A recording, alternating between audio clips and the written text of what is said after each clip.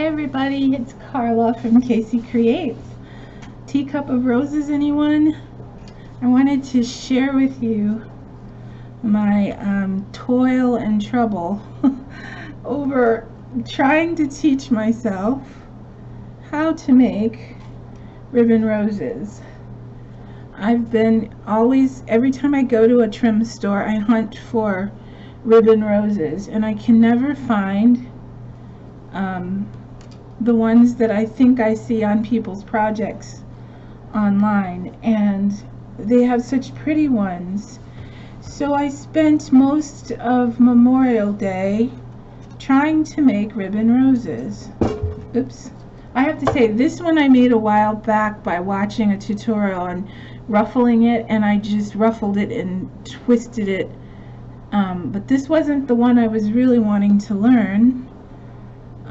So many of these are the ones that I started making after about hours of trying, but like this one was a total fail. It doesn't show up poorly, as poor as it really is on camera, but you can see.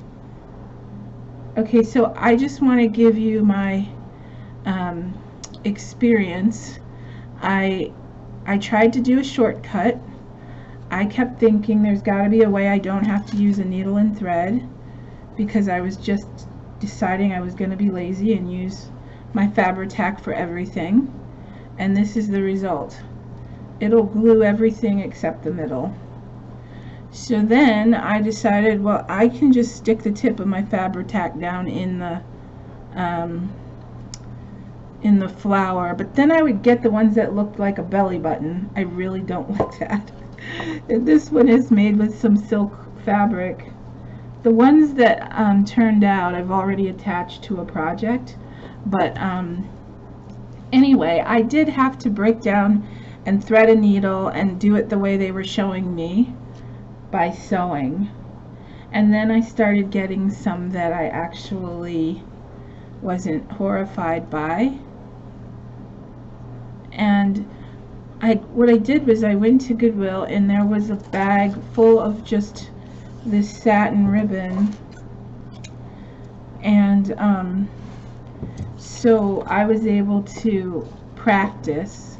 But then if you also want to practice, if you're wanting to learn how to do them, you can get like a cheap spool of this ribbon for 88 cents at Walmart too. I went through the white ones. That was my cheap roll from Walmart, and I only have 2 to show for it. The rest are in the trash. But I guess that's why we practice, right? So then this one is another tutorial I saw on YouTube, and I want to show you because it's really easy. You just take a strip of ribbon. I don't know, I didn't measure. I'm gonna guess that's about 10 inches long, and you fold it like this, and then you do that little over kind of, there's a word for this, I call it accordion fold, but I don't think that's what it is.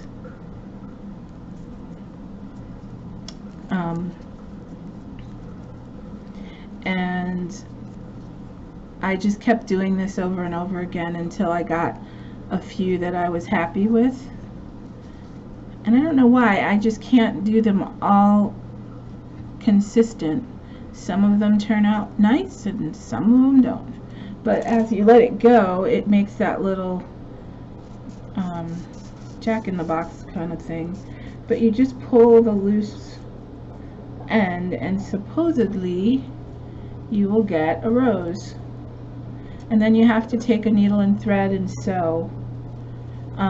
And you can do it in varying widths. So I'm going to do this one more time. So first you fold it in half so it's straight across, and then you just take your one tail and fold it over, and then the other one and fold it over, and you just keep going. But what I've learned is from doing this, sometimes they get way too triangular for my liking. I like them to look a little more round. So this is just another one where I think it's about practicing and kind of having the right touch. Some of them, the people would do it in such a way where it have this nice, I don't know, fluffy kind of petal look that looked a lot more authentic and convincing. See, it just slipped right out. Anyway, I just wanted to show you my toil. I'm not trying to teach you how to make these by any means. So that's how you do, let's see, this one, which again, is that a rose? I don't know. I'm not going to call that really a rose. And then like this one, way too triangular. Looks like a hat. Looks like a church lady hat. Maybe my grandmother may have worn back in the day. So, and then like these were too tall. I don't know what I did here. But see, that's how they mostly started out, really tall. Then when I started getting the hang of it, I was a lot happier with them. So I'm going to try to show you the one that I started getting the hang of. And again, I think I used about 10 inches of ribbon. And then I just twist it really tight. And then you do use a needle and thread, but I'm not going to on this one because I just want to show you how I started getting it, I think. So I just folded it away from me and twist. Oops. And fold it away from me and twist. And fold it away and twist. And I can't see it. You might be able to see if it's turning out better than I can because it's angled towards the camera right now. But so it's slipping, and that's okay. I just thought, let me just show you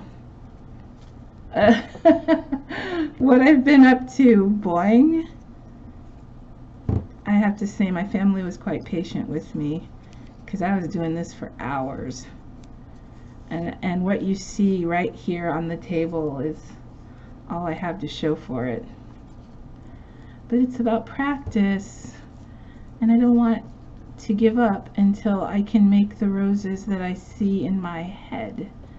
I'm not really a competitive person with other people, but I'm very competitive with myself. I don't try to compete because I just feel like that takes the joy out of doing what you love. But I do like to compete with myself so that I can see the image that I have in my head. No, I'm not too hard on myself. I do kind of just say, oh, that's good enough. Because like I said, if it's no fun, then why do it? And this is still not quite getting it. But anyway, you get the picture. So that's not it. This is a slightly slipperier ribbon too. Excuses, excuses. Anyway, I'm going to keep this short because there's not really a lot to see here, folks. These are some little flat ones. Oh, these are the ones where I pulled them through. The little accordion ones where they look really sweet when you put them all together. You can, I remember when I teach my clay classes, I always tell the beginning students, make a lot, make a set of 3, and then when you put them all together, it looks like you really did something.